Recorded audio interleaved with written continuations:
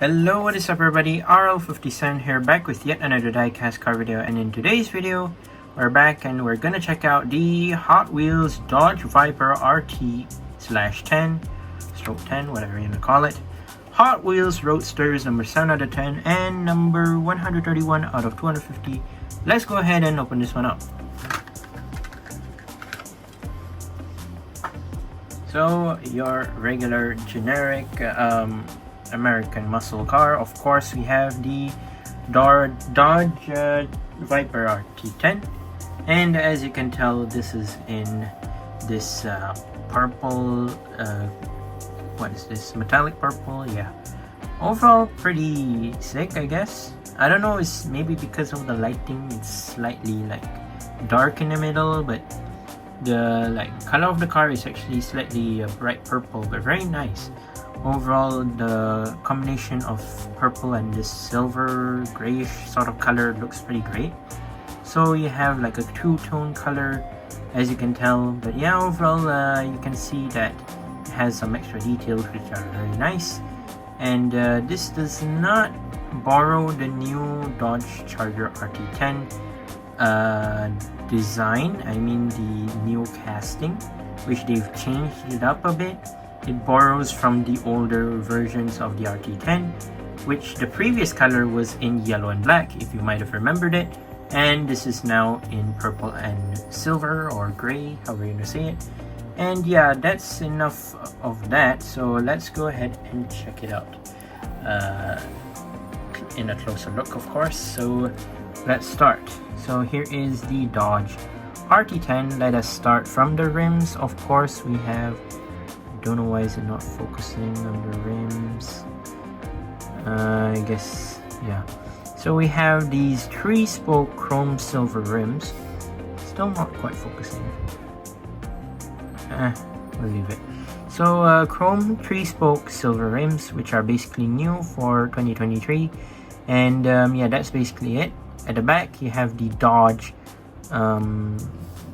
like text at the side. I don't know if you can see it or not. And yeah, you have a silver striping going towards the bottom right there until the front, at the door as well, of course. And then it says Viper RT10 right there, very cool. Moving on to the front of the car, of course, you know Hot Wheels, they love to not include their headlights. So of course, as usual, you do not have headlights. Why isn't it really focusing in? Never mind. So Dodge Viper, of course, you know, don't have headlights or anything. You have your 2 gray or silver stripes from the hood towards the back. Just neat 2 stripes, very cool. Not so thick or anything. Overall, pretty standard. You have the Viper logo or emblem, whatever you want to say, but very nice. The stripes do not go towards the front though until splitter or anything. Front bumper just ends up until this part right here of the hood. Very cool. No extra like fog lights details or anything. Not much grille details as well, as you can tell. Yeah, I would say lack of details on the front, but still, it's Hot Wheels, what do you expect? So you have regular window tint, as you can see right here. No, not much tint, but still very nice. So of course, this is like more to a convertible, so no roof as always. Blacked out interior, which is plastic, and overall pretty simplistic. Blacked out interior, and yeah, not, of course, not much details for Mattel when it comes to interior detailing. Here is the other side, if you're wondering. Basically the same thing as the other side, no difference, nothing much. And let's move on to the back. We do have the rear part of the car, sorry. No rear lights, no reverse lights or anything. No license plate, sadly. If they were to add the license plate, it would be greater and better, I guess I would say. No license plate details, sadly. Of course, you have that 2 stripes like I said just now.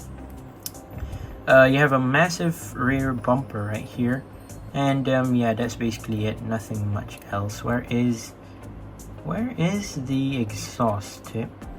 I don't see the exhaust tip, so not sure what's up with that. So I don't really know where does the exhaust come from, but yeah, it's typically not there, so I don't know. No exhaust tip or anything, but yeah, pretty simplistic and not too bad overall. Yeah, it isn't too bad. It feels as if it's like a tuned vehicle, to be honest. You know, Mattel, when they do like tuned diecast cars, they like to do tuned certain cars sometimes. I don't know, but yeah, it's pretty simplistic and normal, I would say. But yeah, that's basically the whole car itself. Now let's move on to the base. So blacked out base, plastic. Yeah, plastic base, made in Malaysia, US LLC 2016, and 1992 Mattel, and 2015 Mattel as well. No car name on the base. I don't know why. They could at least add it like here at the back, or maybe like extra space over here. They could try to put, but they didn't want to, I guess. I don't know what's up with Mattel these days when it comes to their diecast cars. There's just too much lack of details most of the time. But yeah, I mean, what can I? But well, yeah, there you go. That is it for today's video. That's all that I want to say. Just that Mattel, please step up your game when it comes to, well, making more diecast cars. Please add more detail to it, at least, so that people will enjoy it better, and it would be more worth the price itself, like $1 to $4 for a diecast car. Basically, yeah, you need to step up your game. But that's it for today's video. Once again, I'd like to say thank you guys for watching. See you in my other videos. Don't forget to leave a like and subscribe, and I'll see you guys in the next one. See you soon. Bye bye.